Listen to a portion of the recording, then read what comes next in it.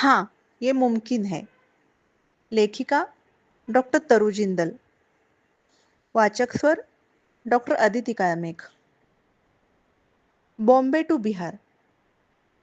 आदल्या दिवशी पाटण्यात थांबलेला माझा नवरा धरव आणि मी आमचं सामान स्कॉर्पिओमध्ये भरलं. डॉक्टर्स फॉर यू म्हणजे DFY मधला येण्या-जाण्याची सगळी व्यवस्था पाहणारा प्रमुख रणजित आम्हाला पाटण्याहून मोतीहारीला गाडीने नेणार होता. संध्याकाळी उशिराची वेळ असल्याने रस्त्यावरचं फार काही दिसत नव्हतं. फक्त स्कॉर्पिओ गाड्या आणि ट्रक्सच्या रांगा सर्वत्र धूळ उडवत होत्या. इकडे जिथे तिथे स्कॉर्पिओज दिसत होत्या. जणू ती बिहारची खास सिग्नेचर गाडी असावी.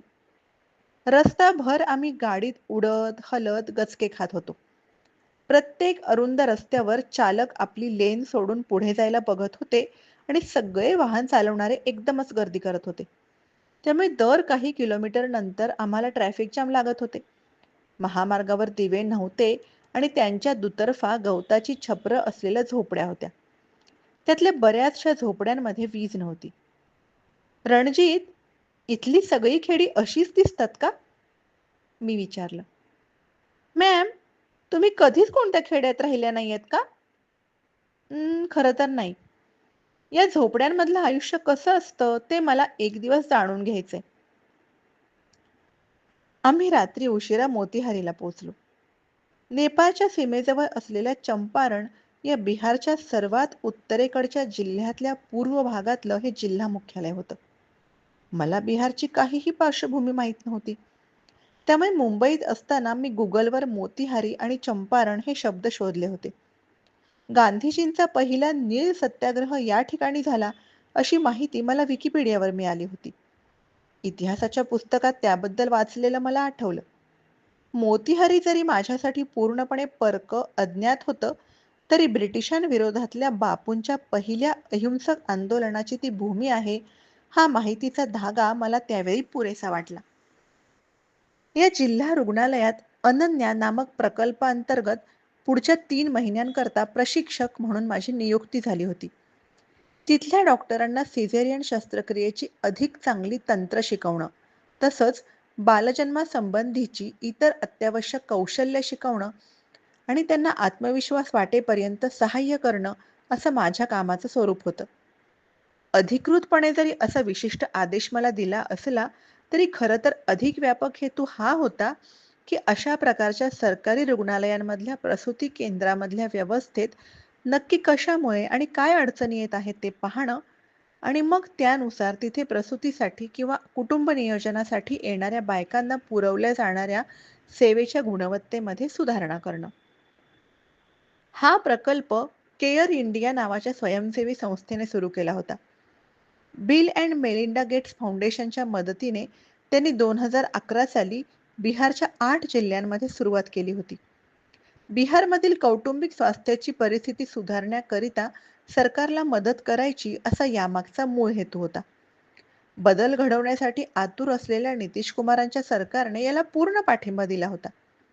मात्र देशाच्या इतर भागांमधून येऊन तिथे किमान काही महिने प्रशिक्षक म्हणून राहायला तयार असणारे चांगले डॉक्टर्स मिळणं हेच त्यांच्या पुढचं सर्वात मोठं आव्हान ठरलं होतं.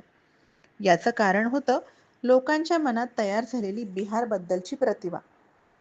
यापूर्वी 2006 साली आलेल्या बिहारच्या पुरामध्ये डॉक्टर्स फॉर यूने मोठ्या प्रमाणावर तिथे डॉक्टर्स नेऊन चांगलं काम केलेलं असल्यामुळे या प्रकल्पासाठी केअर इंडियाने DFY कडे मदत मागितली होती. आज माझा रुग्णालयातला पहिला दिवस होता. मी जरा धास्तावलेलीच होते आणि माझ्या तळव्यांना सारखा घाम येत होता. कैसे मॅनेज होगा आज? माझ्या मनात असंख्य विचार पिंगा घालत होते. मी काही करू शकेन की नाही? मी फक्त 30 वर्षांची होते. माझ्या दुप्पट वयाच्या डॉक्टर्सची मी प्रशिक्षक होऊ शकते हे मी त्यांना पटवून देऊ शकेन का? मॅडम, आपण जवळपास पोहोचलोच आहोत, माझ्या चालकाने सांगितलं. तशी माझ्या विचारांची साखळी तुटली. माझ्या लक्षात आलं की जिल्हा रुग्णालयाकडे जाणाऱ्या रस्त्याच्या दोन्ही बाजूंना अक्षरशः शेकडो खाजगी दवाखाने, नर्सिंग होम्स आणि औषधांची दुकानं होती. आणि सगळे दवाखाने हे तज्ज्ञ डॉक्टर्सचे म्हणजेच एमडींचे होते. हे पाहून तर मला आश्चर्यच वाटलं. ग्रामीण भागात डॉक्टरांची कमतरता होती. खरंच? जिल्हा रुग्णालयाच्या इमारतीचे थकलेले लांब हातपाय आवारात पसरल्यासारखे वाटत होते. सकाळच्या ओपीडीच्या म्हणजेच बाह्यरुग्ण विभागाच्या वेळा असल्याने बाहेरच्या व्हरांड्यात गर्दी होती. काही खासगी रुग्णवाहिका आवाराच्या आत उभ्या होत्या आणि प्रवेशद्वाराजवळच आईस्क्रीमचे ठेले आणि समोसा कचोरी आणि पुरी, आलू भुजिया विकणारी दुकानं ओळीने उभी होती.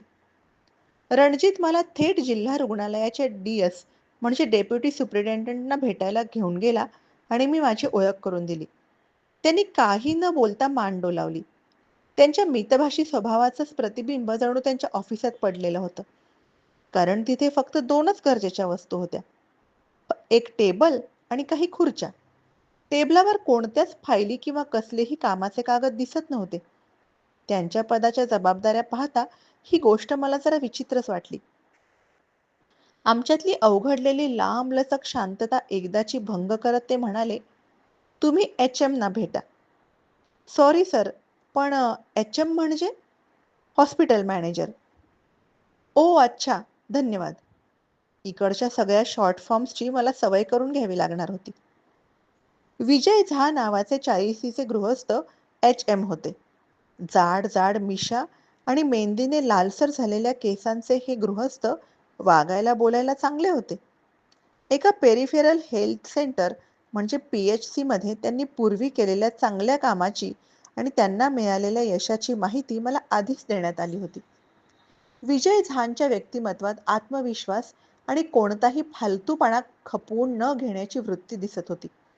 बोलण्याच्या बाबतीत ते DS पेक्षा अगदी उलटे वाटत होते. मोठ्या आवाजातल्या त्यांच्या उत्साही बोलण्याने ती खोली अक्षरशः दुमदुमून गेली होती. आमच्यात जे काही 5 मिनिटांचं संभाषण झालं, तेवढ्या वेळात त्यांनी विविध तक्रारी घेऊन आलेल्या किमान 10 नातेवाईकांकडे लक्ष पुरवलं होतं. "अरे, कुत्ते काटने का सुई नहीं है. जिसे फोन करवाना है करवाइए. हम किसी से नहीं डरते हैं. ओपीडी डॉक्टर आता होगा, जरा शांती रखिए ना." DSच्या खोलीपेक्षा यांची खोली ही पूर्णतः वेगळी होती. सगळीकडे कागद, फायली आणि मोडलेली वैद्यकीय उपकरणं पडलेली होती. त्याच क्षणी मला कळून चुकलं की इथलं सगळं काम याच खुर्चीवरून होत असणार आणि मला पहिल्यांदा याच माणसावर माझा प्रभाव पाडला पाहिजे. ओळख करून देऊन, जुजबी प्राथमिक माहिती दिल्यावर त्यांनी मला लागेल ती मदत करण्याचं आश्वासन दिलं आणि मग एका मदतनीसाला रस्ता दाखवायला सोबत देऊन त्यांनी मला प्रसूती कक्षाकडे पाठवलं. हे रुग्णालय आतून पाहता चारही बाजूंनी डास आणि त्यांच्या आयांनी भरलेली उघडी गटारं असलेला एक भला मोठा चौकोन होता. मार्गिकांमध्ये पान खाऊन थुंकल्याचे डाग, फेकलेल्या शिळ्या अन्नाचे ढीग, केळ्यांच्या साली, बिस्किटांच्या पुड्यांची पाकिटं आणि काय काय घाण पडलेली होती. प्रसूती तज्ज्ञाच्या बाह्यरुग्ण विभागात स्त्री डॉक्टर असलेली पाहून मी स्वतःची ओळख करून द्यायचं ठरवलं. "नमस्ते मॅम, मी डॉक्टर तरू. मी इथे प्रशिक्षक म्हणून." मी बोलायला सुरुवात केली. "नमस्ते बेटा, तू कधी पास आउट झालीस?" माझं वाक्य अर्ध्यात तोडत त्या म्हणाल्या. "मागच्या वर्षी." मी म्हणाले. "मी थोडे पांढरे केस झालेली 40शीची डॉक्टर असते तर किती बरं." असं मला क्षणभर वाटून गेलं. "अच्छा, म्हणजे तू तर माझ्या मुलीच्या वयाची आहेस." माझी मुलगी ही नेपाळमधल्या एका खाजगी मेडिकल कॉलेजमध्ये मेडिसिन शिकतीये. मागच्याच वर्षी पास आउट होऊनही लगेच प्रशिक्षक झाली. असा विचार मी त्या क्षणी करतेय हे जणू बरोबर ओळखून त्या म्हणाल्या. मग त्यांनी सटासट माझ्यावर प्रश्नांची सरबत्ती केली. "तू मुंबई सोडून इकडे कशासाठी आलीयस? लोग तो यहाँ से मुंबई जाना पसंद करते हैं." "हा बिल गेट्सचा प्रकल्प आहे ना? म्हणजे तुला चांगला गलेलठ्ठ पगार मिळत असणार. तू MD केला आहेस की डिप्लोमा? लग्न झालंय का तुझं? तुझ्या नवऱ्याने तुला इथे यायची परवानगी कशी काय दिली?" मला ज्यांचा अगदी तिटकारा यायचा अशाच विषयांवर संभाषणाची गाडी घसरली होती. आणि ते होणार हे मला माहीतच होतं. अशा संभाषणांची सवय करायला हवी असं मी स्वतःला बजावलं. कारण जर मला इथल्या लोकांशी चांगलं जुळवून घ्यायचं असेल, तर पुढच्या काही आठवड्यांमध्ये मला पुन्हा पुन्हा याविषयी बोलावंच लागणार होतं. "बेटा, तू कधी पास आउट झालीस?" या कुत्सित प्रश्नाकडे मी दुर्लक्ष केलं. मात्र त्यांच्या शेवटच्या प्रश्नाने माझी जरा चिडचिडच झाली. तशाच मनस्थितीत मी प्रसूती विभागाकडे निघाले. तिथे भरपूर गर्दी आणि गोंधळ होता. बऱ्याच जुनाट खाटांवर खूप बायका आणि त्यांचे नातेवाईक होते. अक्षरशः एखादी जत्रा भरल्यासारखं वाटत होतं. मी तिथे चांगली 10 मिनिटं उभी होते, पण मला रुग्णालयाचा एकही कर्मचारी ओळखू येईना. सगळ्याच बायका रंगीबेरंगी सुती साडी नेसलेल्या, लाल बांगड्या घातलेल्या आणि मोठं केशरी सिंदूर भरलेल्या. त्यामुळे रुग्ण कोण, नातेवाईक कोण आणि कर्मचारी कोण हेच कळत नव्हतं. अधूनमधून फक्त काही बायकांच्या गरगरीत मोठ्या पोटामुळे त्या गरोदर आहेत हे समजत होतं. मी नीट लक्ष देऊन पाहिल्यावर मला कोपऱ्यातल्या एका खाटेपाशी एका गरोदर बाईला एक बाई आतून तपासताना दिसली.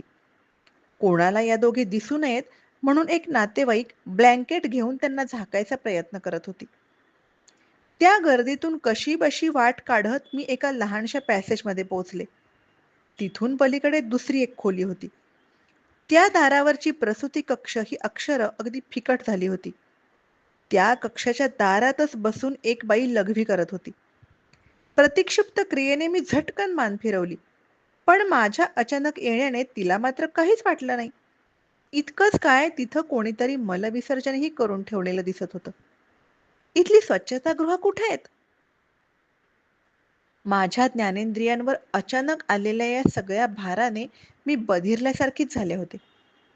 त्या तंद्रीतच मी शेजारच्या खिडकीतून बाहेर पाहिलं आणि माझे डोळेच खोबणीतून बाहेर पडायचे बाकी राहिले. तिथे बाहेर बायोमेडिकल कचऱ्याचे ढीग लागले होते. गटारात सडणाऱ्या कचऱ्यासारखं ते दिसत होतं. रक्ताने भरलेली कापडं, धोकादायक पद्धतीने बाहेर डोकावणाऱ्या सुया असलेल्या वापरलेल्या सिरिंजेस आणि प्रसूतीनंतर बाहेर आलेली वार आणि तत्सम गोष्टी तिथे निष्काळजीपणे फेकलेल्या होत्या. ते दृश्य इतकं भयंकर होतं आणि त्यातून येणारी दुर्गंधी इतकी असह्य होती की मला तिथल्या तिथे उलटीच झाली. पण हा धक्का पचवायला मला वेळच मिळाला नाही. कारण त्याच क्षणी प्रसूती कक्षातून एका बाईचं जोरजोरात ओरडणं ऐकू आलं. मी आत धावले, तर एक गरोदर बाई आपल्या बाळाला बाहेर ढकलायचा प्रयत्न करत होती. मैया अशा तिच्या किंकाळ्यांनी खोली भरून गेली होती. शोभा, जल्दी भाग, पकड, बच्चा निकल रहा है. एक बाई दुसरीकडे पाहून ओरडली. तिसऱ्या नंबरच्या खाटेवर एक बाई प्रसूती वेदनांनी किंचाळत होती. धन्यवाद.